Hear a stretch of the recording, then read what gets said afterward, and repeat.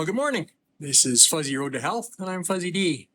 So today we've got another carnivore recipe for you. Today we're doing a roast. I'll have to tell you what it is in a second when I look at the label again. It's a sirloin roast of some kind. I think it's sirloin tip.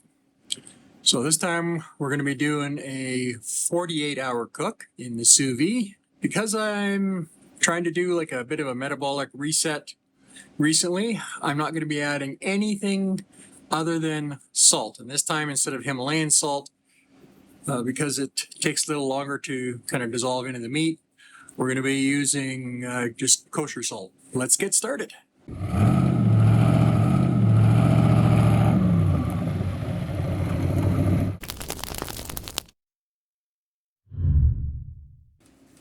Okay, just going to put some gloves on here so I don't have to constantly wash my hands. Okay, so we're in Canada here. So what we've got is a beef sirloin tip roast, and we've got it at a fairly decent price. So here in Canada, we have a store called No Frills. Not sure what your equivalent in the States would be, but it's like a really kind of a low-cost bulk grocery kind of a place. So this is Canadian Angus beef. Now, judging by the marbling I'm seeing, this is probably just AA rather than AAA. So in the States, this would be called choice grade, I believe. So we're just gonna take a pair of kitchen scissors, and I'm just gonna cut through the top.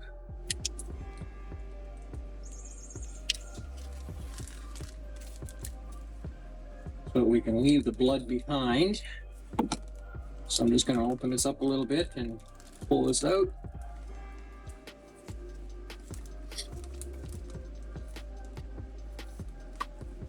And then this can go right in the garbage. Okay, we've also got our Ziploc freezer bag here. So you always want to make sure when you're doing sous vide, if you're not vacuum sealing, if you want to use a good quality, brand name freezer bag, they work perfectly fine. So now normally you see me use Himalayan salt, but being that we didn't pre-salt this and let it dry brine, and the reason we're not doing that is because I've been watching some cooking videos lately about sous vide, and they're saying that if you're doing a long sous vide cook, you don't really need to dry brine it. But the salt will penetrate all the way. You just put lots of salt on it.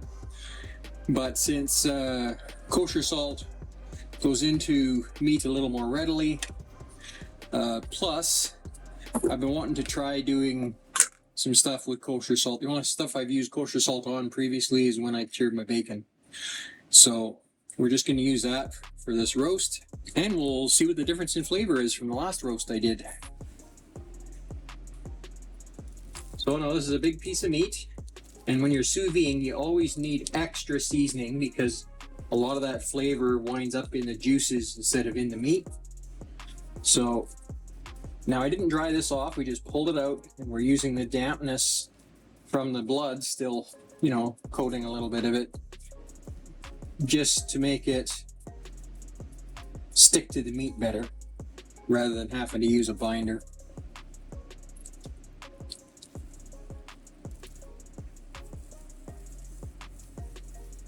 We want to make sure we get all sides. It's not as important to get full coverage as it would be if we were doing this in like a smoker or the oven or something like that. But you still want to try and get all the surfaces covered. At least a fair amount. You don't have to be too careful about it. Now, I probably should have done a little better trimming, pulling the silver skin off. Actually, you know what? I think I am going to try and pull some of this silver skin off. Now, at some point, I'm going to get a better sharpening solution than a kitchen steel. Something that's fast. I mean, I've got another system, but it's I have to clamp something to the table and break out a bunch of stuff, and that just takes too long. So all we're going to do is we're going to take and work the point of our knife in under this silver skin, because we don't want to take off any more meat than we have to.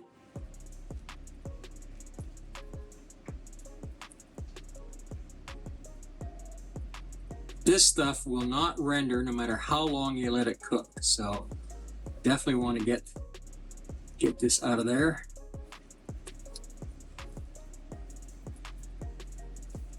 Now we've got a little bit that goes down between these two parts of the cut here, so I'm just going to try and take out as much of that as I can as well. Can't get all of it though without pulling this apart, which I don't really want to do. This works a lot better if your knife is a lot sharper than this is, but we're just going to keep the knife at a slightly upward angle so that we're taking almost no meat as we pull this off. I mean, we're getting a tiny thin layer, but it's not too bad.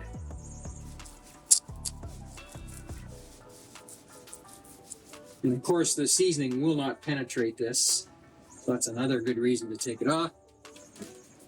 And there's no point in trying to grind that up for hamburger or anything, we're just going to take it right off.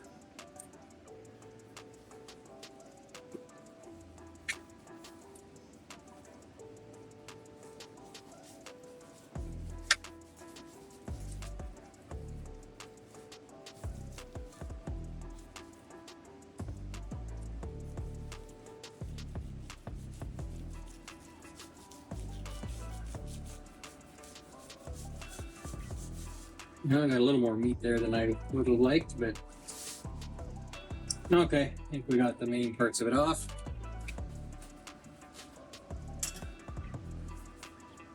All right, so we can finish salting this now.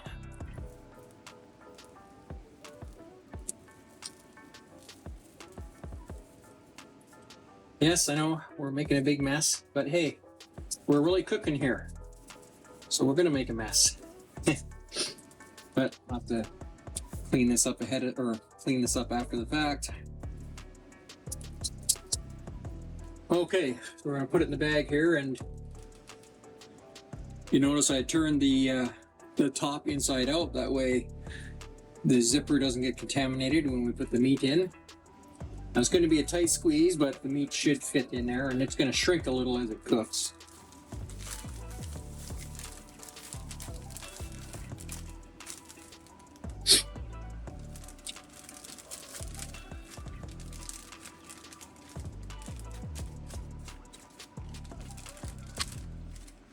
All right, so we're going to mostly close this, but I'm going to leave it a little bit open. And we're going to use that water displacement method to get the rest of the air out. Okay, so you can set a little bit. Now, as always, I filled this with as hot a water as I can from the tap. So it comes out about 118, 119. It's cooled down a little bit. So now we're just going to sink this down in here, and that's going to push all the air out. And now we're going to seal it. Okay, and that raised the water level to just about right. It's right about in the middle between the minimum and maximum mark. I'll probably add a little more. So I'm going to set this for 48 hours at a temperature of 135 degrees Fahrenheit. And it's already set for 48 hours from the last cook. So we'll go ahead and start that. Now, as always, it won't start the cooking timer until we're actually up to temperature.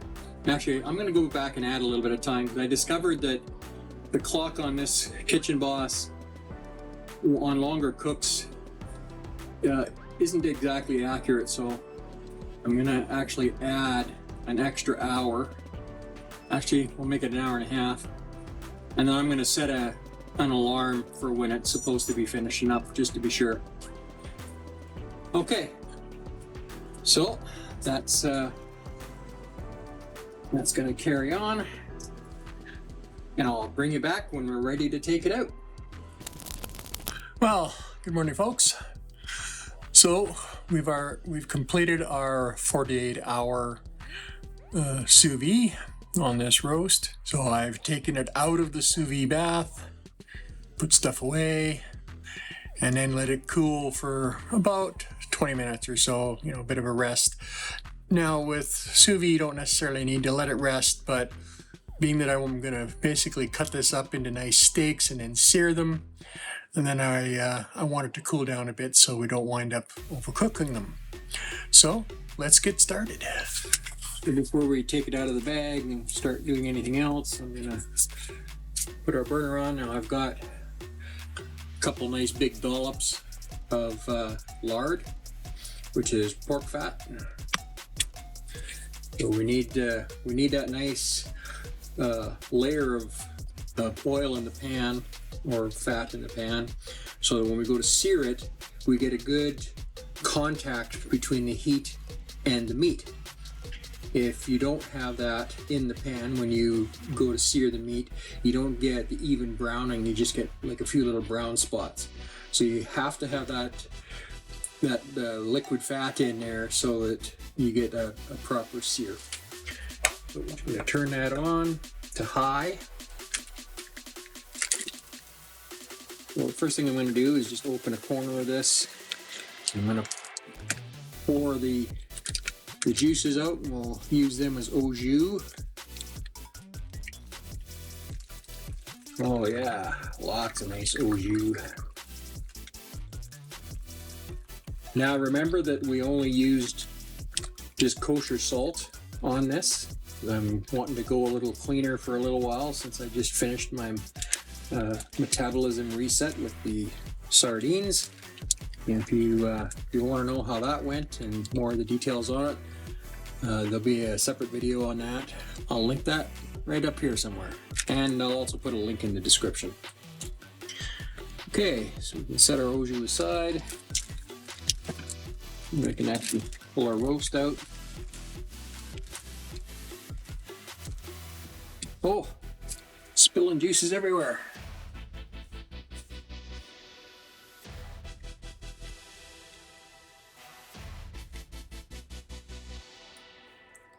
But that's what happens when you're really cooking. We make a mess. Okay, now, I don't know if you can see this on camera, but this is so soft and squishy. This is exactly what we want. It's going to be so incredibly tender. So let's cut some nice little steaks out of this. So I'm just going to square up the end.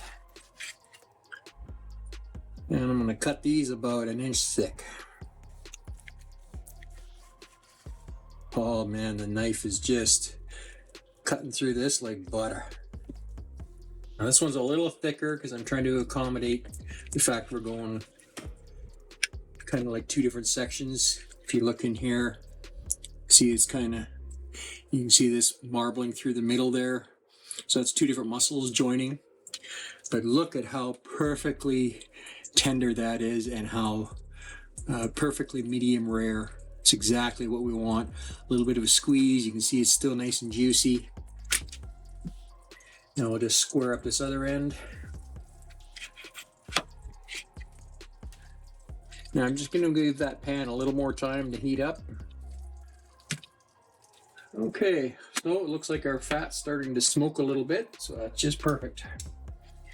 Let's get this going.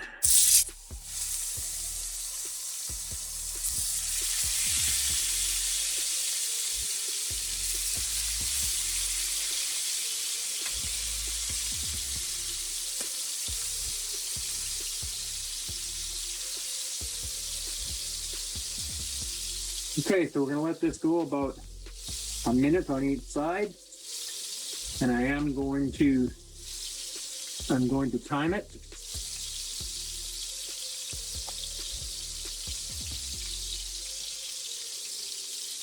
There's a little room. I can add these little end pieces here.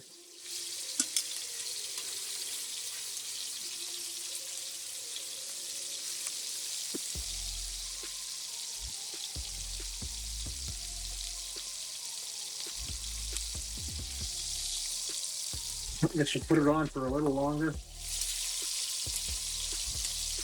The pan wasn't quite up to full heat yet.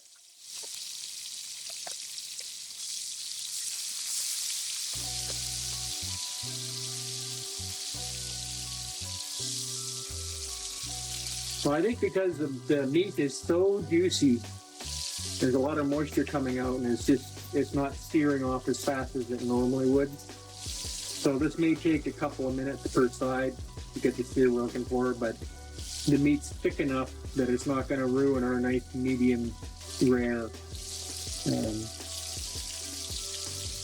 It's not going to mess with our medium rare state as it cooks.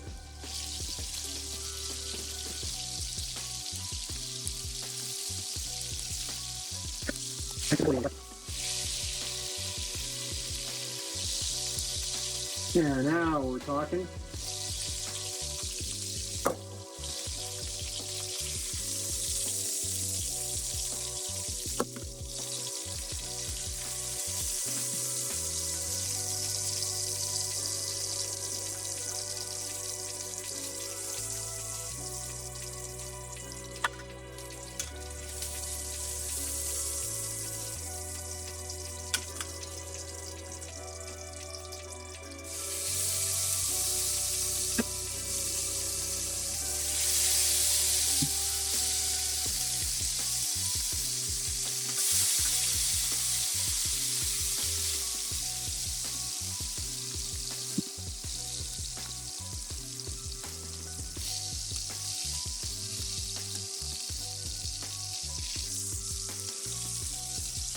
Oh yeah, look at that.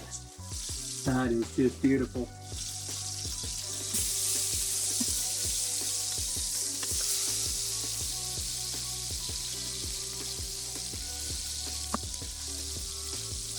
Now, in case you're wondering what kind of a pan this is actually a stainless steel pan. Here, let me just grab another one.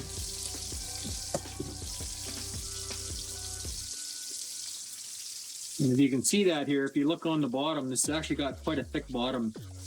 That's about 2 millimeters thick of solid stainless. And then it's got a nice non-stick coating on the inside. Not sure what this is exactly, but this is tougher than any non-stick coating I've ever seen.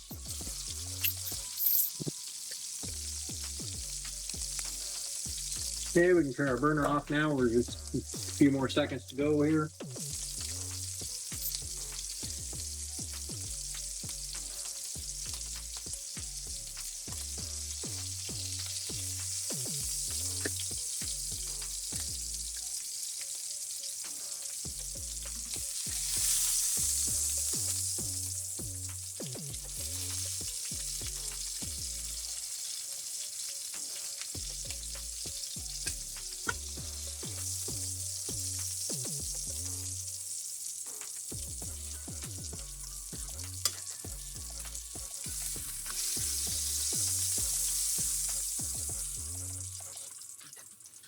Now that is a thing of beauty.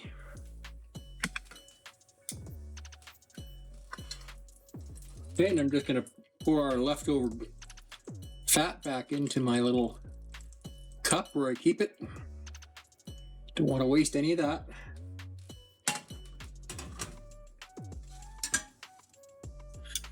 Okay, we're just going to let that meat cool off for a little bit. Now that is a beautiful thing.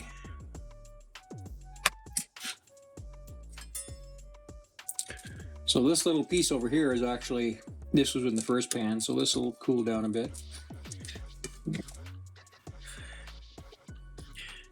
And looks like we still got nice medium rare in the middle. Wow, that's just incredible. Just melt in your mouth tender. Just gonna grab a little corner off of here. Oh, look how easy that cut.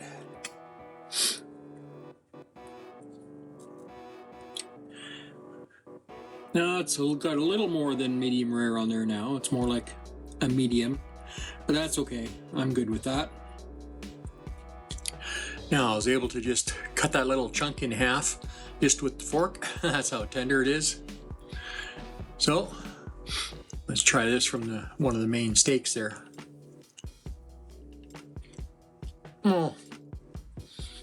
Oh my goodness.